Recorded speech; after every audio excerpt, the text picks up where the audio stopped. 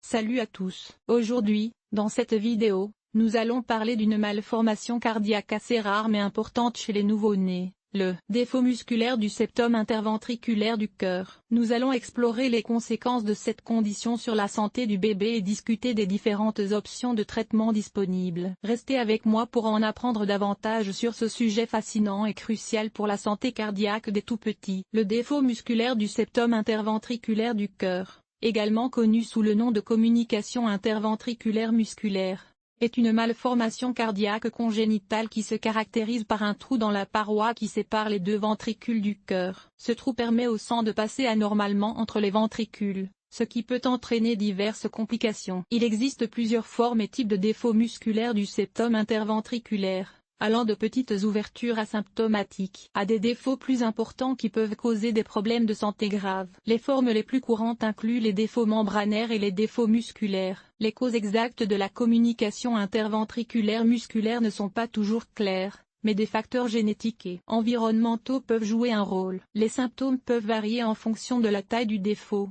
mais peuvent inclure une respiration rapide, une fatigue excessive, une mauvaise croissance et des infections pulmonaires fréquentes. Le diagnostic de la communication interventriculaire musculaire est généralement effectué à l'aide d'examens médicaux approfondis, tels que des échocardiogrammes, des radiographies pulmonaires et des électrocardiogrammes. Ces tests aident les médecins à évaluer la taille et l'emplacement du défaut, ainsi que ses effets sur le cœur et les poumons du nouveau-né. Ce défaut du septum interventriculaire chez un nouveau-né nécessite une prise en charge médicale spécialisée, qui peut inclure une surveillance étroite, des médicaments pour contrôler les symptômes et, dans certains cas, une intervention chirurgicale pour réparer le défaut et prévenir d'éventuelles complications à long terme. Il est essentiel que les parents et les professionnels de la santé travaillent ensemble pour assurer le bien-être et la santé cardiaque du bébé atteint de cette malformation. Lorsqu'un nouveau-né est diagnostiqué avec un défaut musculaire du septum interventriculaire du cœur, le traitement médicamenteux peut être envisagé. Les médicaments prescrits visent à réduire la charge de travail du cœur et à contrôler les symptômes tels que l'essoufflement et la fatigue. Les diurétiques peuvent être utilisés pour éliminer l'excès de liquide du corps, tandis que les médicaments pour renforcer la fonction cardiaque peuvent être administrés pour aider le cœur à pomper plus efficacement. Dans les cas plus graves de communication interventriculaire musculaire chez un nouveau-né, la chirurgie peut être nécessaire. Une intervention chirurgicale peut être recommandée pour réparer le défaut du septum interventriculaire et empêcher le sang de circuler de manière anormale entre les ventricules. Cette procédure peut souvent être réalisée avec succès et peut améliorer considérablement la santé cardiaque de l'enfant. Les conséquences d'un défaut musculaire du septum interventriculaire du cœur chez un nouveau-né peuvent varier en fonction de la gravité de la malformation. Les complications possibles incluent une insuffisance cardiaque, des problèmes de croissance et de développement, des infections pulmonaires fréquentes et une pression artérielle pulmonaire élevée. Il est essentiel de surveiller étroitement la santé cardiaque de l'enfant et de suivre les recommandations du médecin pour assurer un suivi adéquat, avec un traitement approprié, y compris des médicaments et,